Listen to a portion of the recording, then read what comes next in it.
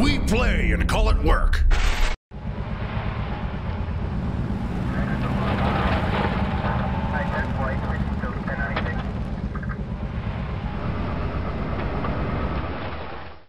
Hey everybody, Matthew here from MiniWarGaming.com, and welcome to this week's Sit and Talk. Apologize that we didn't do it for a couple weeks, but with Adepticon and everything else, we just had to delay the show for a little bit.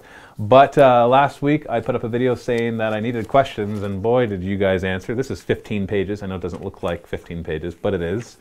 And I can tell you, on average, I can answer between 3 to 10 pages, depending on the type of questions. So I'm not going to be able to get through them all. But I did notice, just glancing through them, that a lot of them are repetitive.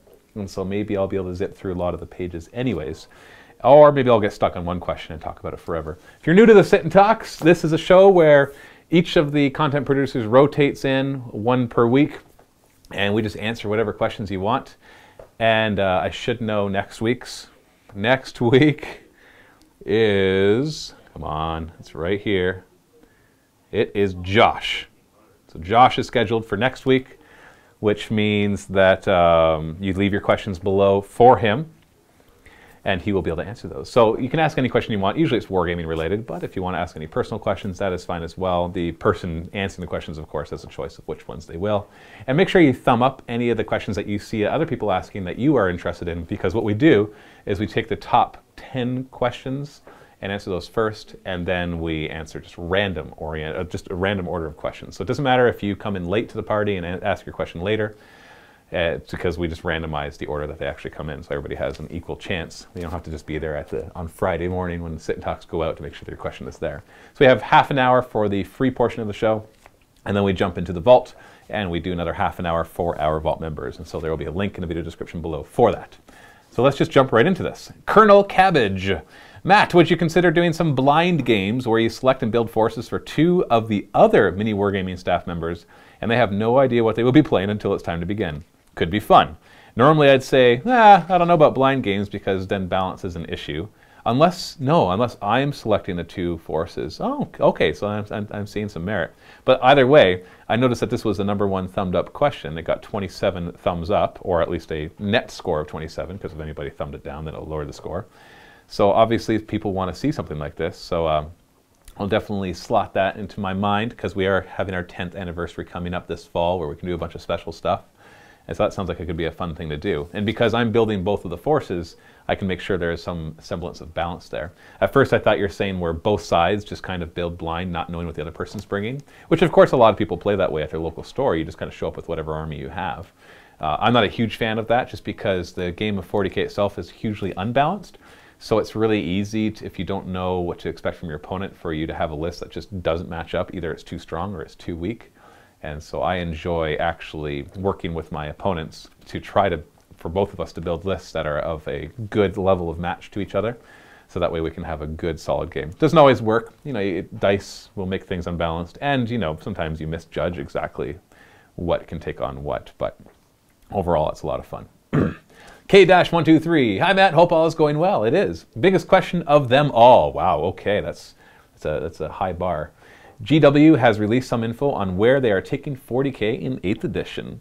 What are your thoughts on them? Okay, so what we know so far that they've announced is that they're reintroducing movement values to each individual.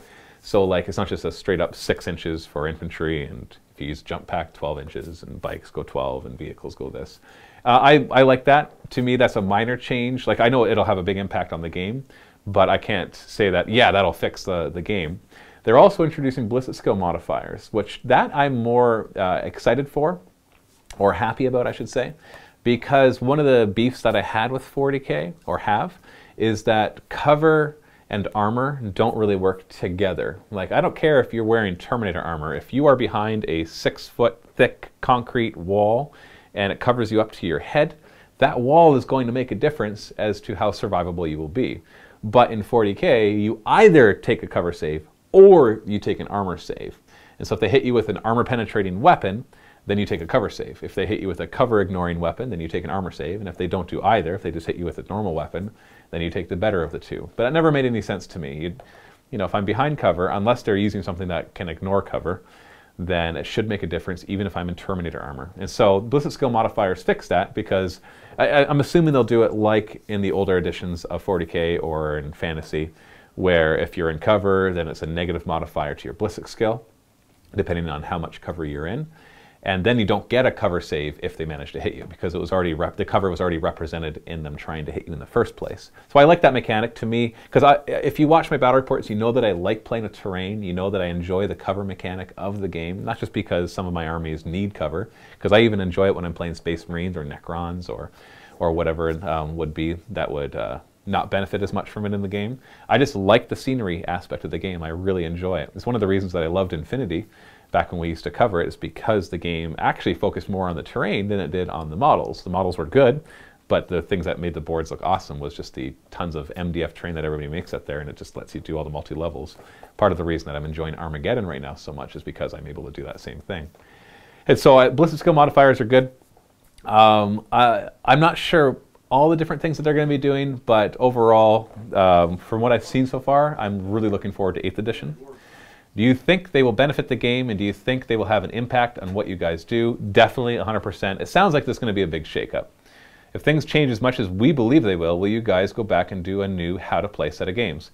Yeah, we did a how to play set of games to a certain degree for 7th edition. There's more videos of that we could have made, but we basically plan on doing a lot of coverage for 8th edition. And I don't just mean making battle reports for it, because that's what we would do anyways. I mean like stuff like how to play and reviews and looking at the differences and new tactics and how to build armies. So yeah, definitely is in the plans to, once 8th edition hits, for us to do a ton of videos to help you transition over to 8th edition, or if you're a new player, to get to know 8th edition as well.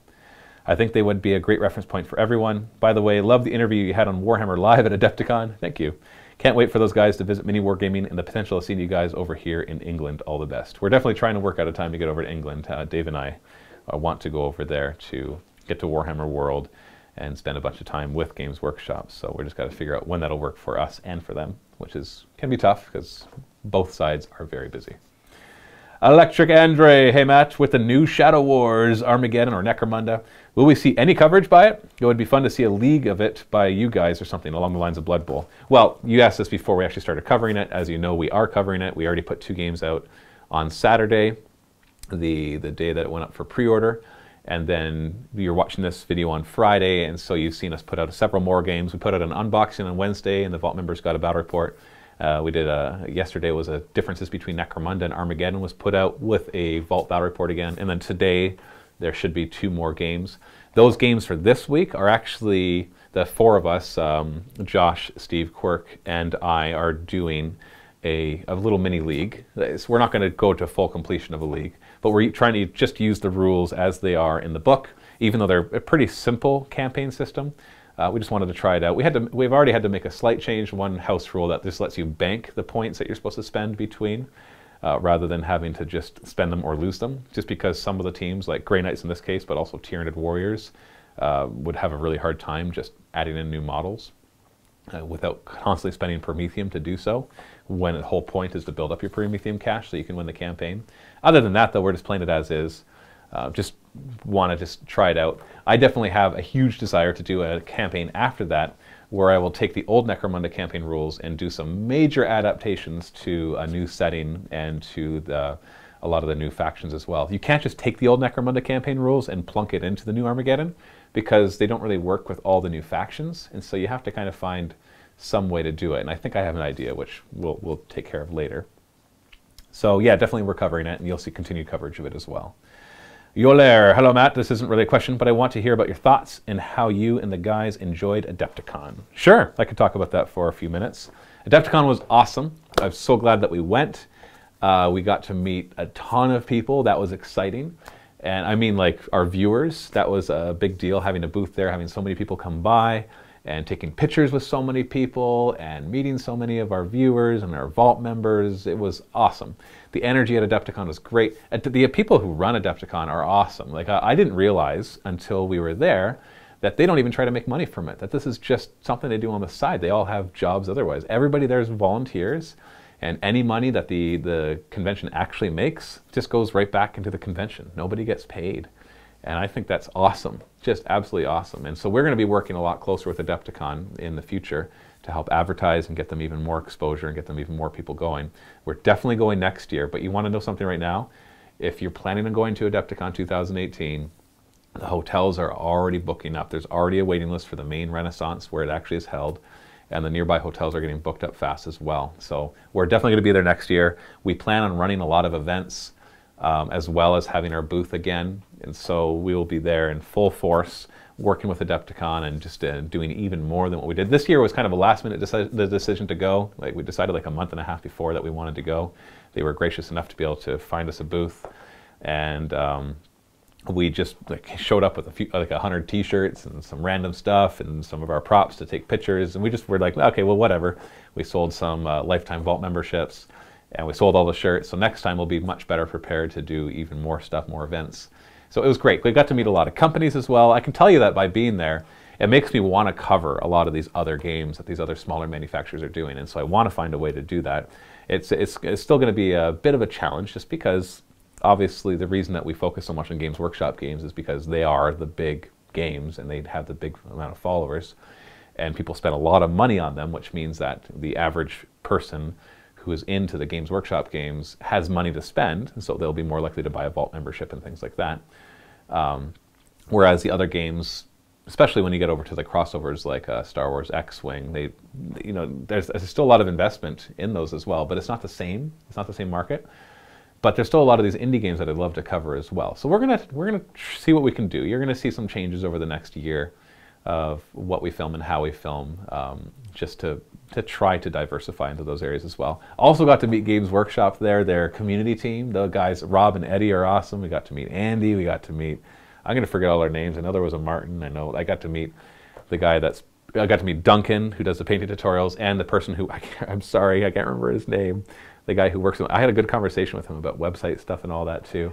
But we had dinner with them, and we're going to be working closer with them. As you already talked about, I was I jumped on their live show that they were doing while they were there for a few minutes, just for a quick interview, just for fun.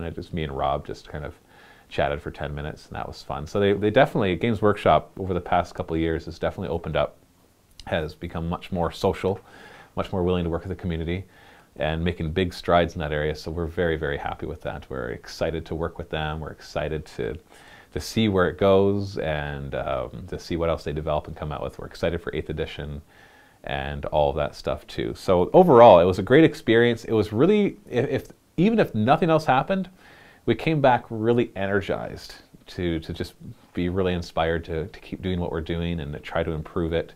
And yeah, it gave an infusion of energy, and we came back just roaring to go and ready to jump into the work and do all sorts of cool stuff. So for no other reason is that. We're planning on going to Nova Open, just so you know that. That's in DC. You can just do a Google search for Nova Open, and that's coming it's at the end of August. It's Labor Day weekend. So I'm not sure who all will be there. It's not going to be this big a group because it's a smaller convention, but it's still a good-sized convention. So we plan on going to that one. And then, so conventions are definitely something that we're going to be doing more regularly. So it's just a matter of finding out which ones we're going to go to. Definitely Adepticon will become a regular one. And I know Dave went to LVO with Rob, and they had a lot of fun there. So that'll probably become a regular one as well. And so it's just, yeah, it's really opened my eyes to doing events. They're a lot of work and they're a lot of time, but I think they're worth it just for the marketing potential, just to meet our fans and to meet people and in the industry and to make those connections. So, and also the energy that it gives us too. And speaking, that's all from a business point of view. From what I saw from the people who went there to participate in the events, because I didn't participate in a single event. I didn't play a single game while I was there. I was just busy networking and meeting people. That kept me very busy the entire time.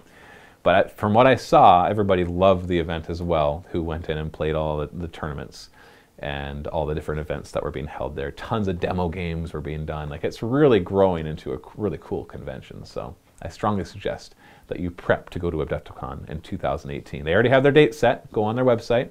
Obviously, registration isn't open yet, but I would start making plans right now, because let's get them another 1,000 or 2,000 people to go and really swamp them and force them to get an even bigger venue and do all sorts of fun stuff and meet all you guys there. That would be great. I know not everybody can make it, of course. It's being a local thing, but it's definitely worth the effort. Dabor. This is in my mind because of Quirk's recent issues in 40k, although I don't mean to target him, what with playing a new army and the like. Do you ever stop a player during a battle report essentially saying, that's a huge mistake. If you do that, it'll be a steamroll and it'll make for a boring video.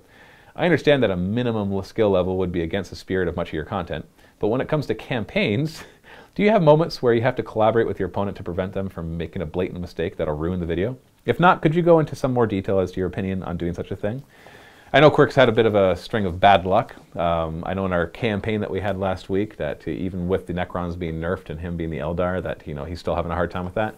Part of that's tactics, but honestly, in the games that I've been watching him, there's a bad string of bad luck. When we did the Victory's Vengeance campaign, there was so many times where he just failed a 2+, and it would have made all the difference in the game. So there's a bit of a string of bad luck there. But having said that, there's plenty of times in the campaigns where we're giving each other advice because we want to make sure. It's actually a funny story. I was giving Quirk a lot of advice of where to move stuff and how to do stuff. Not playing for him, but being like, oh yeah, you need to take care of that. Like, oh, this is really important. And there was one point where, I'm like, no, I'm not going to give you another piece of advice. You know what? If you pass a 2+, I'll give you advice. You have a 2+ advice roll. And so he's about to do something. He's like, hold on, I need advice.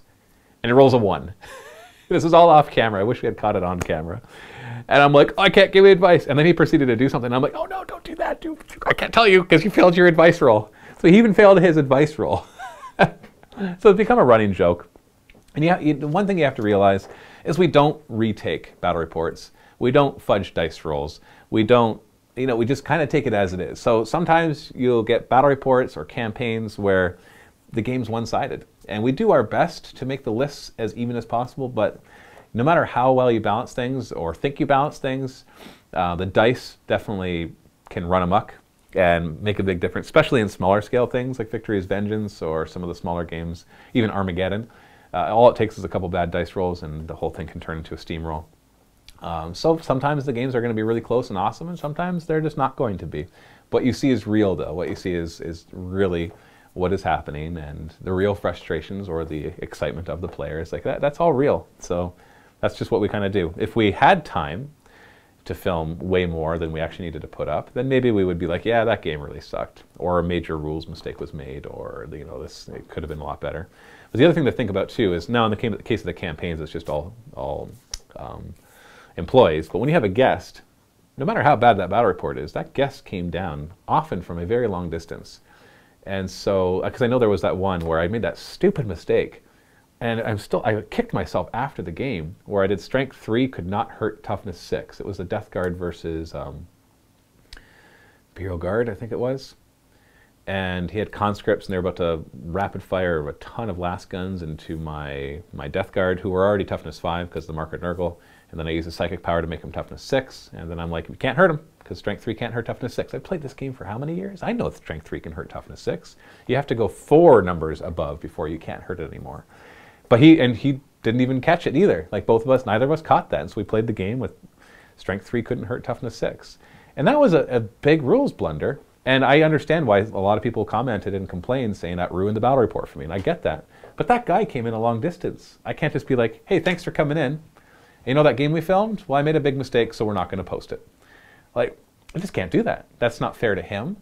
And in the end, some people can get past the rules mistake, or some people don't even notice it, to be honest, and they can still enjoy the game, because the game actually was kind of interesting anyway. If you ignored the fact that there was that huge rules mistake, the game actually ended up being really interesting. Kind of like that game where I first played the Wolfen for the first time, and I thought they were AP3 claws, but they're actually AP2. Now that was a thing that worked against me, so people didn't complain as much.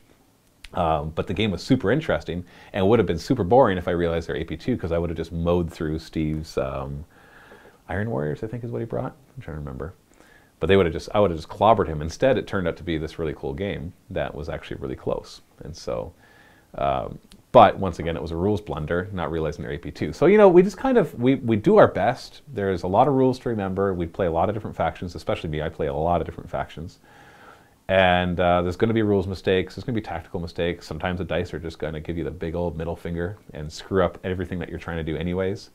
But we still put them out because that's what we make. That's what we have to get out. We don't have time and the resources to make an excess of battle reports so we can cherry pick the ones that were the best. And then there's the issue with the guests, that I don't want a guest to come all this way and then not even be in a battle report in the end. So it's the unfortunate reality of how it all works, but it's a restriction that we have to work within. All right, that's a question about 8th edition, which I've already covered. Nalpot. Hey Matt, I've been playing Tau. I've played Tau for a while now, and they are boring as sin to play due to not using 3 of the 4 phases of the game unless forced to due to objectives. Question, how would you change Tau to make them a more interesting faction to play? Well, there's a problem right away. If you're saying they're not using 3 of the 4 phases, in other words, you're probably just standing still and shooting, you're just doing a gun line, then you're not playing enough objective games. I find that a lot of the boring gunline armies, like Imperial Guard could be a gunline army as well. Tau can be a gunline army. Those are the 2 main ones. There's other armies that you could build them to be a gunline, but Tau really excel as a gunline army. What I mean by a gunline army is that you just deploy them, and then they pretty much stay still the entire game and support each other and just fire long distances, and the opponent can never get to you. First off, you should be playing with more terrain and definitely doing more objective-based games. And not Eternal War objective games where you don't have to get the objectives till the end, but definitely Maelstrom. I find that forces players like Tau players to get out there. Now, having said that, Tau are still very powerful because even when I've played them, I don't like the gun line, so you'll see me be a lot more mobile. I still don't have a hard time getting that table control, but at least it'll change it up for you at the very least, that you have to focus on actually being more assaulty. Try using breachers, get them in Devilfish. Try using ghost keels with stealth suits and use them like, you're not trying to get them into the assault phase, like you're not trying to charge, but you get up there, get close so that you can use a lot of their weapons that are like the 18-inch range weapons.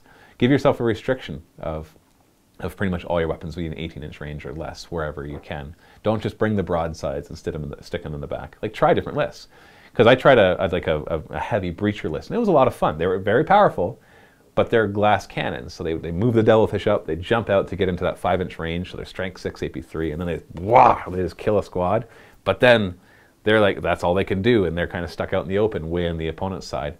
And if there's anybody that can retaliate, then they're in trouble, which is great. It just makes for a much more interesting game. So don't play them as a gun line, would be my first piece of advice. Make sure there's lots of terrain on the table, line of sight blocking terrain, so that you're forced to reposition. Make sure you're playing Maelstrom of War objectives, or some similar thing where you have to actually get objectives throughout the game and not just at the end. There's a lot of tournament packs out there that they mix Eternal War and Maelstrom type things, that they do a really good job with that. And I think that'll, and give yourself restrictions, not to nerf yourself, but to force you to change your playstyle, because when you say, well, I'll only bring ghost keels and stealth suits and breacher squads, like, those are still really powerful. They're actually really good units. But it forces you to play much more forward. You can't just sit back, and grabbing objectives and making sure you have as much cover as you can, especially with the stealth suits and ghost keels, who really love cover. Do that kind of stuff, and I think that you'll find the game to be a lot more enjoyable. Or play like the more crisis suits heavy lists, where you deep strike them all in all over the board, and then you move around and you use your jetpack moves at the end to get around. Just don't play them a gun line. Change up your style. If that's not enough, your question was, how would I change them to make them more interesting to play? I think it's just a matter of balance. I think that they're just undercosted. I would just make a lot of their stuff more expensive. I find when I'm building a Tau list, I'm like, okay, let's play an 1850-point game. I build my list. I'm like, okay, there's my list. Oh, I'm only at 1,300 points. But I feel like I have a full list. Like when I look at the number of squads I have and the stuff I'm able to bring, I'm surprised that I've only hit 1,300 points. So I think they're way undercosted. And so just they need to be balanced. Pretty much any balance can be achieved by modifying points values. And I know some people might disagree, but it's a hard thing to disagree with. Like, if I said, look at, I don't know, let's look at Gilliman, the new Gilliman, that some people are complaining, well, he's a monstrous creature, so he can't go on transports, and so there's no delivery system, so he's not worth it. Well, what if I made him 50 points? Would he be worth it then? Well, of course he would. Well, so obviously points can solve that. So there's, if there's something that's too powerful, you don't have to change its abilities necessarily. To make things more interesting, you can, of course. But if something's too powerful, all you have to do is raise its points value, and that makes it less powerful. If something's too weak, all you have to do is lower its points value, and that makes it more worthwhile. Because in the end, the points determine what is balanced and what isn't. And I know that's not a perfect system. There's too much complexity in the game to be able to say you balance things strictly with points. But it is something that you can do to get you a good majority of the way there. So if I were to fix Tau, I'd just make their powerful. I'd make their stuff just more expensive, almost across the board, because everything they have is effective and undercosted for points. That's it. That's all I do. Especially Pathfinders. Pathfinders, they're just dirt cheap, so you always just toss a few of them in there to throw out those marker lights. That's not the way I'd do it. So that's how I would change them, and I think that would make them more interesting. But you can make them more interesting in the meantime, just by changing up how you play them. How are we doing for time? Oh, we got about 5 more minutes. All right. Oh, Valor calls. Hey, Matt, when are you hiring Mitch? He's cool, well-spoken, and breaks Steve on a regular basis. Well, it's funny they say that. We're actually in the process of hiring somebody right now. We are interviewing several people. And so I'm not going to tell you who we're hiring yet because we don't even know. But we are looking at adding somebody new to our team soon. So by the time you're watching this, I don't think we'll have made a decision. So if you want to throw your hat in, send me an email. The people that we're looking at right now are people who have come in regularly, so we've already got to know them.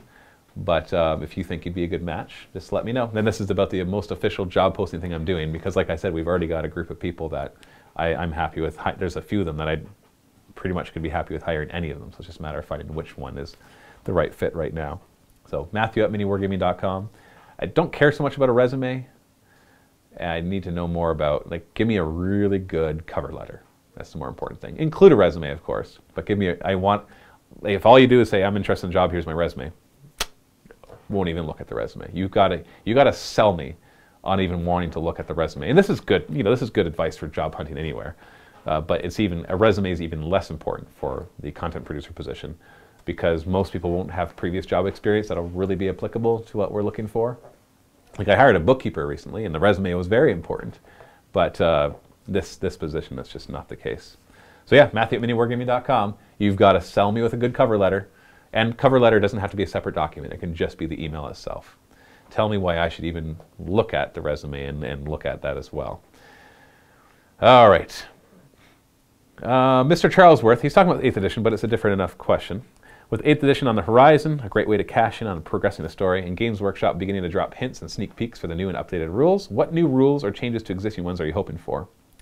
I'm hoping that they get rid of the psychic phase, and that they either go back to the way it was, where you just got to pass the leadership test, or they make it just abilities. Like, these are just abilities that things have.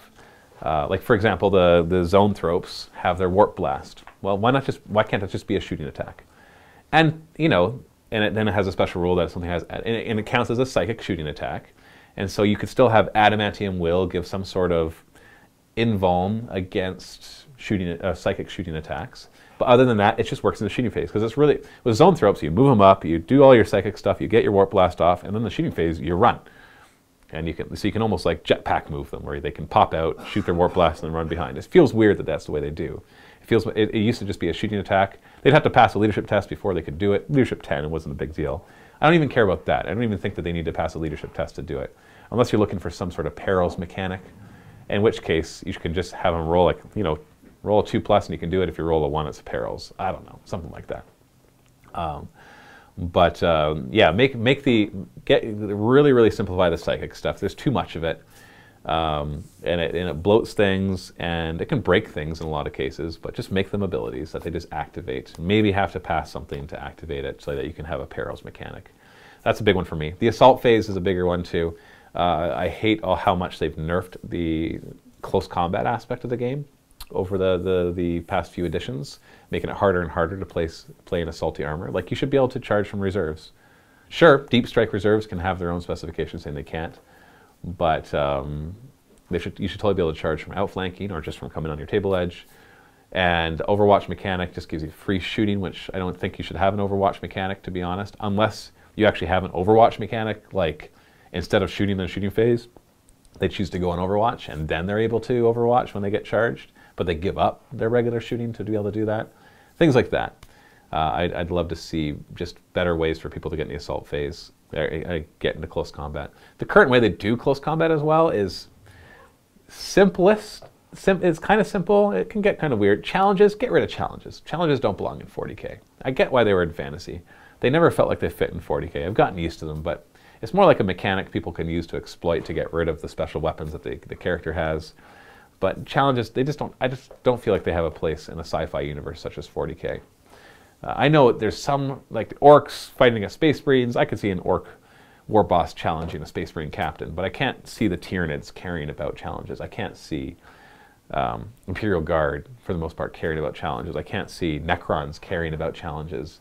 There's just too much. It just doesn't work for all the factions. So get rid of that. Make close combat a little better, and that could be more interesting. So yeah, those are a few of them. All right. Are we out of time? We are out of time. Okay, so I got through one page. Got 14 more pages to go.